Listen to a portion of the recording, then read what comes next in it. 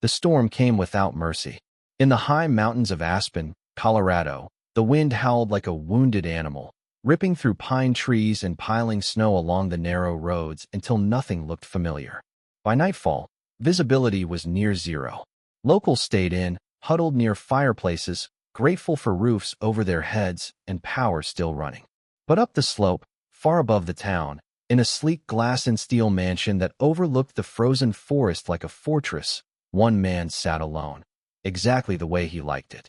Nathan Riker, 34 years old, billionaire tech founder, a man who had walked away from the world after losing the only person who ever made him feel human, his wife, Zoe.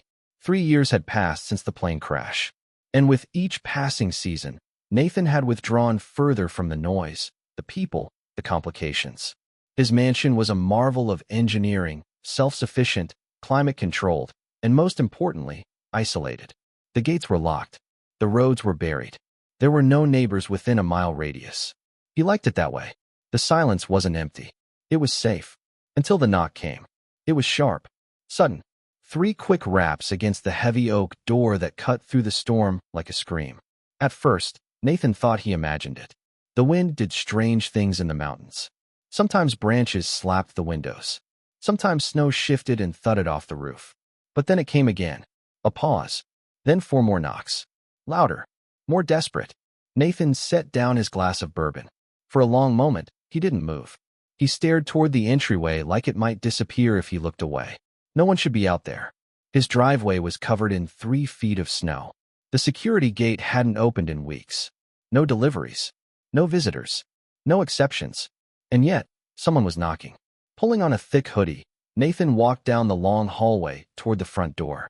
As he reached it, the wind shook the frame, a low groaning sound filling the silence. He hesitated with his hand on the handle. Don't open it. He opened it. The wind blasted in instantly, swirling snow into the polished hardwood floor.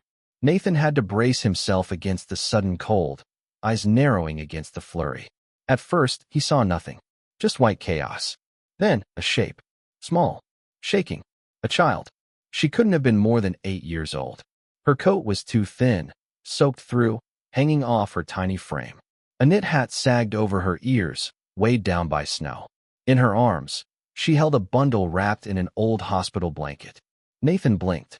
The girl looked up at him, her lips trembling, cheeks raw from the wind.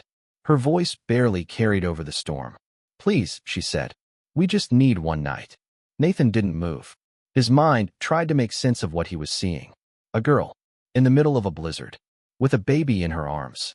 He stepped forward instinctively, his voice rough. Where are your parents? The girl tightened her grip on the bundle. Her whole body shivered.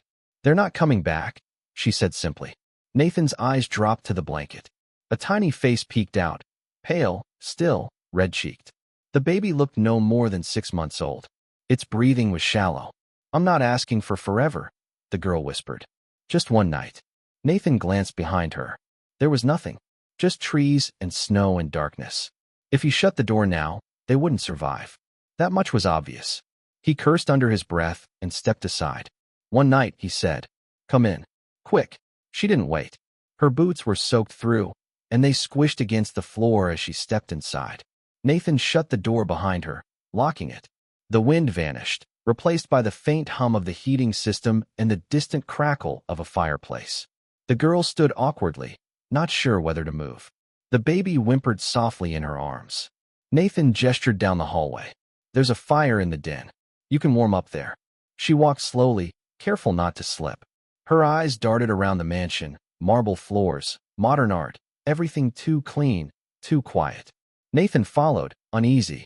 In the den, the fireplace lit the room in warm golds and reds. He gestured to the couch closest to the flames. Sit. Lay the baby down. I'll get some blankets. The girl did as told, gently placing the baby onto the couch cushion, then kneeling beside him protectively. She didn't speak. When Nathan returned with a wool blanket and a tray with bottled water and some bread, the girl was still sitting upright, her eyes fixed on her brother. Eat, Nathan said. You need it. She looked at the bread, hesitated, then took a small piece. Nathan crouched, watching the baby's breathing. It was labored. What's his name? Liam. And you? Emma. Nathan nodded. Has Liam seen a doctor lately? Emma shook her head. We've been moving around. He didn't ask more. Not yet. The baby stirred. Emma reached out instantly, her hand resting on his chest. Her fingers looked frostbitten. She adjusted the blanket to cover him better. Nathan watched her. This tiny girl with too much responsibility, too much fear in her eyes. His mind flashed back, himself at age 10, sitting on a bench outside social services, waiting for a mother who never came back. Emma looked up at him. Are we safe here? Nathan didn't answer right away. Then, quietly. For tonight. Yes. Emma nodded, lowering her head again. The wind howled outside. But inside, something had shifted. Nathan felt it in his chest, a stirring he hadn't felt in years. He didn't know it yet, but the knock that shattered his silence had done more than bring strangers to his door. It had reopened a door inside him he thought was sealed forever. By morning, the storm had not let up. Snow pressed thick against the mansion's tall windows, and the surrounding world looked like a blank canvas, quiet, cold, and unreachable. Nathan stood in the kitchen, staring at the coffee dripping into the pot. He hadn't slept. Every few hours, he'd walk back down the hallway to check on Emma and Liam, both now curled up on the couch near the fireplace. The heat had brought color back to the baby's cheeks, but his breathing was still shallow. His tiny chest rose and fell too quickly, his skin warm to the touch. Something wasn't right. Nathan poured coffee into a mug and leaned on the counter. He'd told himself they'd be gone once the storm cleared, but the longer he listened to Liam's strained breathing, the more that plan unraveled. Emma entered the kitchen, arms crossed over her oversized sweater. Her voice was cautious. He's worse, she said simply. Nathan nodded once. I'll warm up the car. We're going to the hospital in town. Emma tensed. Her small hands gripped the fabric of her sleeves. We can't go to the hospital. What if they ask questions? They will, Nathan replied, calm but firm. And I'll answer them. Her eyes widened. You don't know the system. They'll separate us. They'll take Liam. Nathan looked at her, really looked, and saw something ancient in her eyes. A fear no child should have to carry. He crouched down, his voice low. Emma, he needs help. That's not up for debate. I'll be with you the entire time. I won't let them take him. I promise. Emma hesitated, then gave a tight nod.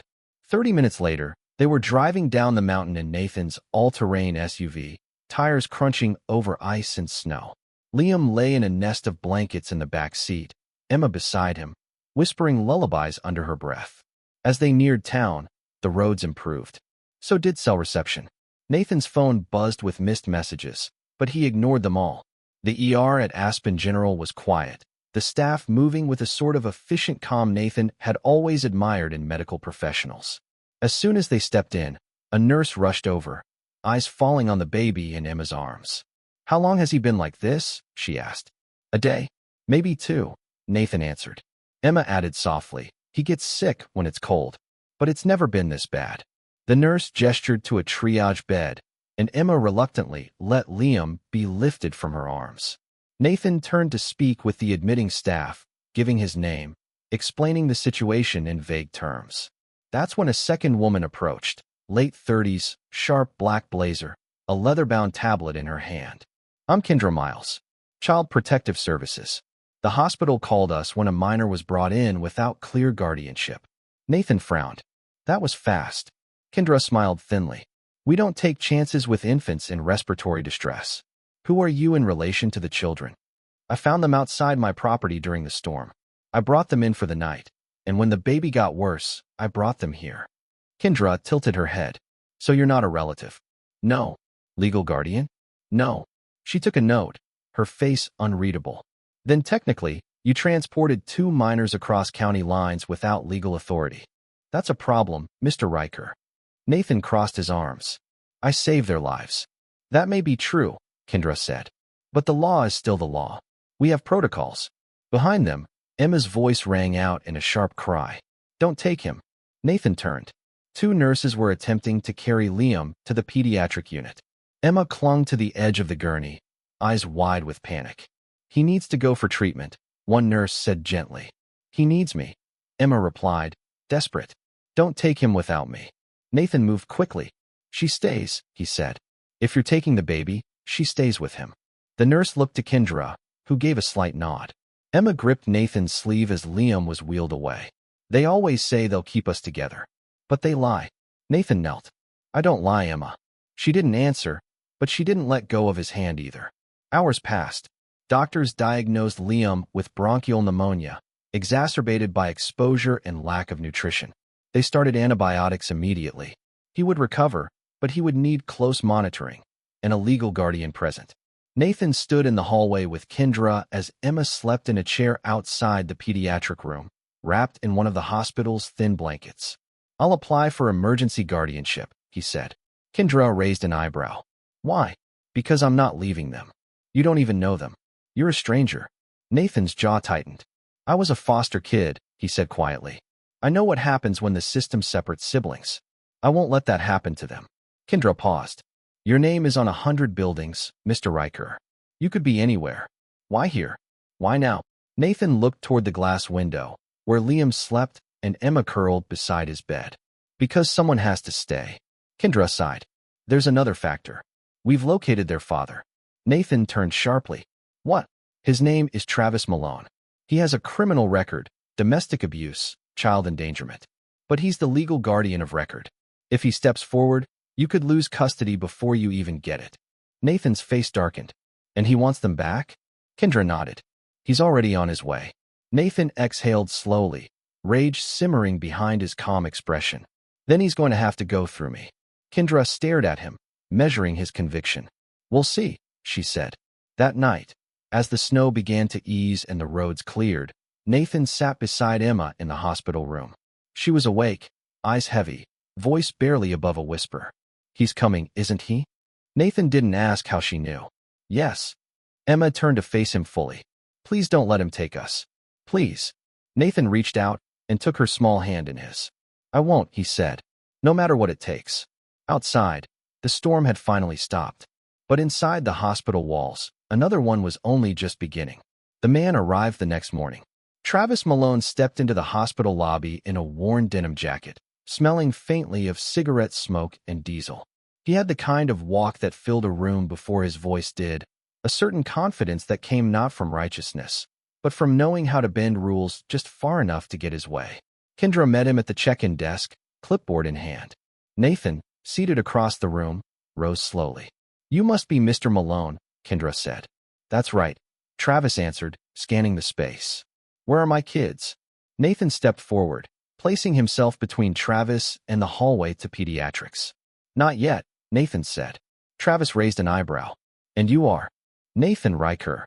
The billionaire? Travis scoffed. What? You trying to buy a new charity case? Nathan didn't flinch. They're not a case. They're children. Travis leaned in slightly, the edge in his voice unmistakable. They're my children.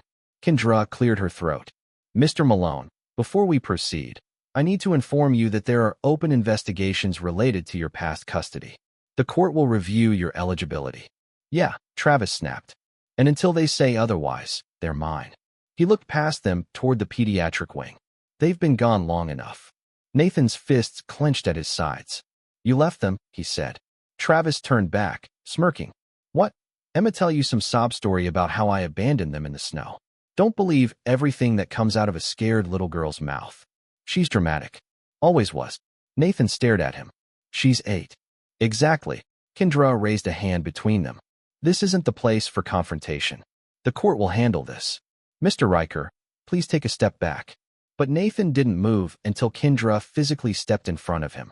Travis smiled to himself, victorious, and walked down the hallway with Kendra toward the pediatric unit. Nathan remained behind, jaw tight, heart pounding. He had promised Emma. Upstairs, Emma sat stiffly by Liam's hospital crib, her arms wrapped tightly around herself. She didn't look up when the door opened. Travis's boots clicked against the tile floor as he entered, hands casually in his jacket pockets. Hey, kiddo. Emma froze. I'm here now, Travis said. You don't have to be scared anymore.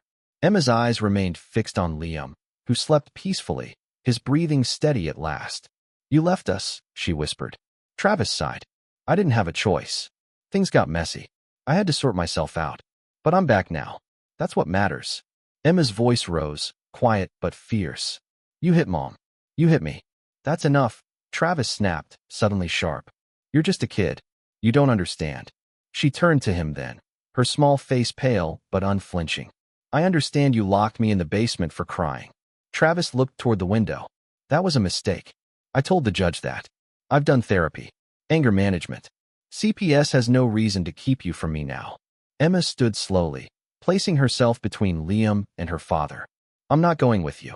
Travis's jaw tensed. You don't get to decide that. Kendra, who had stayed in the hallway, stepped in then. Mr. Malone, you need to leave the room. Your daughter is under protective observation, and her statements will be reviewed by the court. She's being brainwashed, Travis barked. By some rich guy who thinks he can play hero. Emma didn't speak again. She didn't have to. Nathan waited outside the hospital in the cold, pacing slowly near the parking lot when Kendra finally found him. He's unstable, she said. I noticed. He'll fight this, though. And unless there's proof of ongoing abuse, the law still leans toward reunification. Nathan ran a hand over his face. That man cannot raise those kids. Kendra sighed. I don't disagree. But the court needs more than instinct and old police reports. Nathan turned to her. Then I'll give them more. What do you mean? I'm not just applying for guardianship. I'm applying for full custody. Kendra blinked. That's a legal mountain. I'll climb it. He didn't wait for her permission. The next day, Nathan met with his lawyer, a sharp, no-nonsense woman named Alicia Grant, who had handled billion-dollar mergers and courtroom battles across 4 states. This would be a different kind of war, but she didn't flinch. Custody battles are ugly, she warned him. You'll be scrutinized, painted as a savior complex billionaire trying to buy kids to fix your trauma. I don't care. You'll need character witnesses, psychological evaluations, home visits, and above all, you'll need Emma's full cooperation. She's already given it, Nathan said.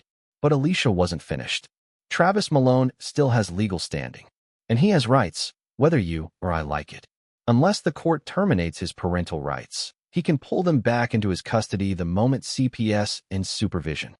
Then I'll fight until that happens. That night, Nathan returned to the hospital with a bag full of warm clothes for Emma and a soft, blue blanket for Liam. Emma was sitting up when he entered. Her eyes were tired, but calmer. He was here, she said. I know. I told him no. Nathan nodded. I heard. Emma hesitated, then asked, Why are you doing this? Nathan sat beside her. Because I was you once. She looked confused. I lived in foster care, he said. I waited on a bench outside the county office for 2 days after my mother disappeared. Nobody came. I bounced from house to house. People said they cared, but they didn't stay. Emma stared at him. I promised myself that if I ever had the chance, I'd stay, no matter how messy it got. Emma's voice cracked.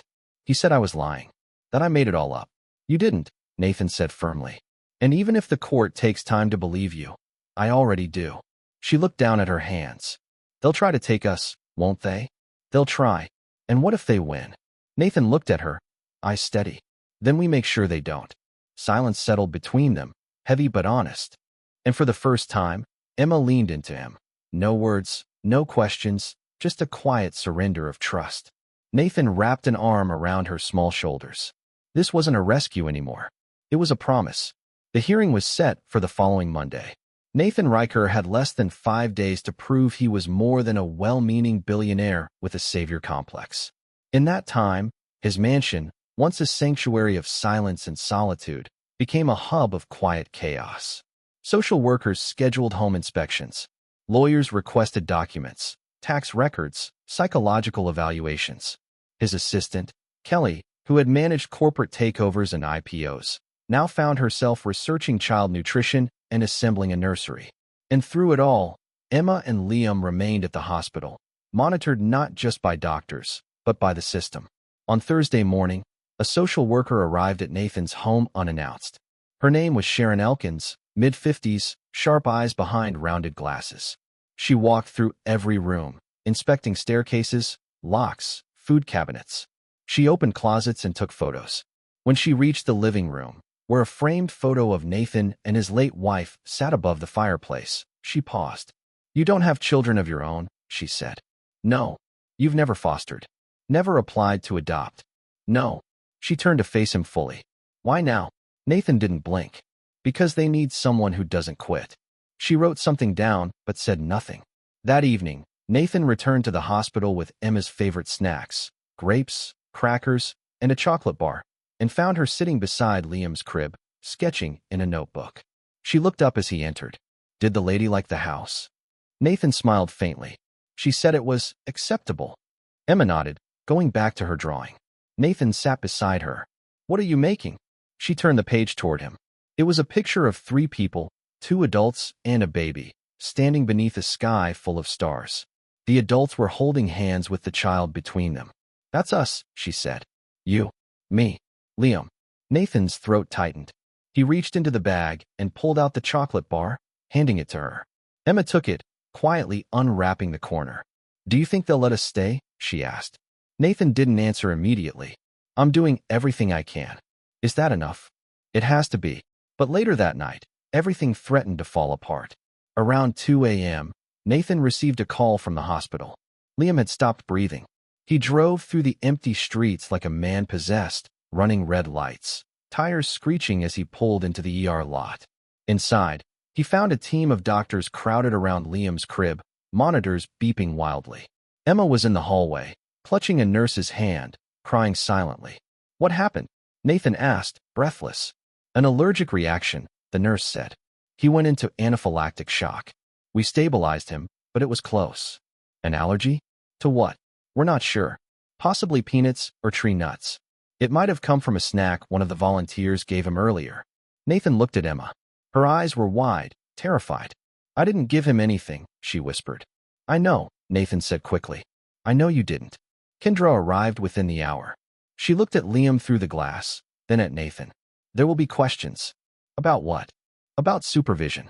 About whether you're equipped to handle medical emergencies. This could impact the hearing. Nathan stared at her. He almost died. And you're worried about court strategy? I'm trying to protect you, Kendra said. But the truth is, this gives Travis's lawyer ammunition. He hasn't even seen the boy in over a year. That won't matter. Nathan exhaled slowly, his mind racing. Every move he'd made, the lawyers, the interviews, the inspections, none of it guaranteed safety. All it took was one mistake, one unexpected emergency, and the entire case could collapse. Later, as the chaos subsided, Emma sat beside Liam's bed again. He was stable, breathing with help from a small oxygen tube. Nathan sat beside her. I thought he was going to die, she said, voice hoarse. He didn't. Emma turned to him. Are they going to take us now? Nathan shook his head. Not if I can help it. But what if they do? He looked at her, steady. Then I'll fight harder. Emma bit her lip. Most people don't fight. They say they will, but then they stop. Nathan reached out, gently brushing a lock of hair from her face. I'm not most people. 2 days later, the story broke. A blog that tracked high-profile custody cases leaked the details. The billionaire trying to adopt 2 abandoned children. The criminal father trying to reclaim them. The allergic reaction. The CPS files. Within hours, major outlets picked it up. Photos of Nathan leaving the hospital with Emma flooded online. Anonymous comments poured in. Is this real love or a redemption project? Another rich man trying to buy public sympathy. Why not foster kids quietly like everyone else? Those children are pawns. Nathan didn't respond to any of it. He stayed with Emma and Liam, even as reporters gathered outside the hospital. His legal team tried to contain the fallout, but the court hearing had already become a media spectacle. On Sunday night, the eve of the hearing, Nathan stood in Liam's room, staring at the tiny boy whose life had changed his. He thought of Zoe, his wife. They had once talked about adopting, back when time had felt endless. I wish you could see them, he whispered. Emma entered the room, holding a folded piece of paper. She handed it to him. Inside was another drawing. This one showed their mansion, with lights in every window. On the front porch stood 3 figures again, but this time, they were smiling. Do you like it? She asked. Nathan nodded. I do. Do you still want to be our family? Even after everything. He crouched down to her level. More than ever. She wrapped her arms around him. It was a small hug, narrow, cautious, still guarded. But it was real. Nathan held her tightly, the weight of the coming day pressing down like the mountain snow outside. Tomorrow, the system would decide. But tonight, for now, they were still together. And that was enough to keep going. The courtroom was cold in a way that had nothing to do with temperature. It wasn't the polished floors or the sterile walls that chilled Nathan. It was the weight of what could be lost. The way silence stretched between decisions. The way laws, written to protect, could sometimes overlook what needed protecting the most. Emma sat beside him, small hands folded tightly in her lap. She wore a navy dress that had been picked out by one of the paralegals, paired with a cardigan Nathan had bought for her at a small boutique downtown. Her hair was neatly brushed, her eyes alert but tired. She had not slept much. Liam was with a nurse in a supervised daycare room within the courthouse. Nathan had wanted him in the courtroom, but the judge had ruled otherwise. Across the aisle, Travis Malone sat with his court-appointed attorney, legs spread, jaw clenched. He looked different today, clean-shaven, a new leather jacket. But Nathan could still see the tension in his posture, the suppressed anger beneath a practiced smile. Judge Miriam Talbot entered quietly and took her seat. Late 50s, silver streaked through her black hair, eyes sharp behind thin-rimmed glasses. The courtroom rose, then sat again as she began. This is a hearing regarding the guardianship and potential termination of parental rights concerning minors Emma and Liam Malone, she said, her voice steady. Representing petitioning guardian, Mr. Nathan Riker, is Ms. Alicia Grant. Representing the biological father, Mr. Travis Malone, is Mr. Elliot Ramos. She looked at both sides. We will begin with opening statements. Alicia stood, poised as ever. Your Honor, what we have here is not a matter of wealth versus biology. It is a matter of safety, stability, and intent. Mr. Riker has provided care, medical attention, emotional support, and a secure home to these children when no one else did. He is not asking for this out of convenience. He is asking because he is the only one who stayed. Across the room, Elliot Ramos countered. Your Honor, my client acknowledges past mistakes, but he has completed anger management, fulfilled every CPS requirement, and is ready to reunify with his children. The law prioritizes family reunification, and biology must carry weight unless there is clear and present danger. Judge Talbot nodded, then looked directly at Emma. Miss Malone, would you be comfortable speaking today? Emma glanced up at Nathan, then nodded slowly. The courtroom waited as she stood and walked to the front, where a microphone had been lowered to her height. The judge spoke gently. You understand you're not required to speak. But if you want to tell me anything, I'm listening. Emma's voice was soft but clear. My dad hurt my mom, and he hurt me. Travis stirred in his seat, but his lawyer placed a hand on his arm. Emma continued. When my mom died, he got worse. He didn't want Liam. He said he was a burden. He hit me when I tried to stop him. Then one night, he just left. Said we were too much. She swallowed hard. I carried Liam down a highway in the snow. I thought we were going to die. But then we found Nathan. And he didn't ask questions. He just opened the door. Her eyes moved to the judge. He didn't have to stay. But he did. Every day, he stays. Silence followed her words. Judge Talbot nodded slowly. Thank you, Emma. You can return to your seat. Nathan placed a hand on her shoulder as she sat down. Her body trembled slightly, but her eyes were steady. Next came the witness statements. Doctors testified about Liam's condition when he arrived. A hospital psychologist confirmed Emma's trauma responses were consistent with abuse. Social workers spoke of Nathan's home, the care, the progress. Then Travis took the stand. I've made mistakes, he said, eyes downcast. But I've changed. I did what the system told me. Took classes. Got sober. Got a job. I want to make things right. Why now? Alicia asked. Travis hesitated. They're my kids. But where were you when they were alone in a snowstorm? His jaw tightened. I was trying to get my life together. Did you contact CPS? The police? Any shelters? He said nothing. No further questions, Alicia said, returning to her seat. Finally, the judge called Nathan. He stood, walked to the front, and took his place at the witness stand. Mr. Riker, Judge Talbot began, why are you pursuing this guardianship? Nathan exhaled. Because I love them. Love is not a legal argument. No, Nathan agreed. But it's a reason. And everything else, the house, the stability, the medical care, that's just logistics. What matters is that I will never leave them. Why should the court trust you? Because I'm not asking for an easy path, Nathan said. I'm asking for responsibility. I know what happens when no one steps up. I've been that child. I've been forgotten in the system. I remember what it felt like to have no one to call at night. He looked over at Emma. I can't fix what happened to them, but I can give them what comes next. A home, a future, a father who won't disappear. The judge nodded once. You may step down. As Nathan returned to his seat, the courtroom fell into stillness. Judge Talbot shuffled her papers, then folded her hands. I've reviewed the testimony, the documentation, and the law. This is not a decision I make lightly. She looked at Travis first. Mr. Malone, the court acknowledges your efforts at rehabilitation, but the harm done to your children and your failure to act when they were in crisis cannot be ignored. She turned to Nathan. Mr. Riker, you are not a traditional candidate, but the care, consistency, and willingness you have shown speak louder than biology ever could. She paused. I hereby grant Nathan Riker full legal guardianship of Emma and Liam Malone, effective immediately. The parental rights of Travis Malone are terminated. The gavel fell. The courtroom exhaled. Emma burst into quiet tears. Nathan knelt beside her, pulling her into a full embrace for the first time. Travis stood slowly, then left without a word. Later that afternoon, Nathan, Emma, and Liam returned to the mansion. Snow was beginning to melt. Patches of grass peeked through. Spring was on the way. Emma unpacked her few belongings into the room that was now hers. Liam cooed softly in his crib. Under a mobile Nathan had assembled himself. In the kitchen, Emma handed Nathan a final drawing. It showed their home beneath a bright sun. 3 figures stood hand in hand, surrounded by green hills and blue sky.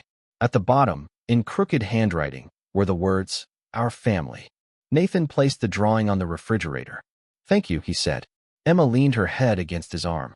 You stayed. I always will. And in that quiet, ordinary moment, Nathan understood what all the money, the silence, the solitude had never given him. It wasn't peace. It was belonging.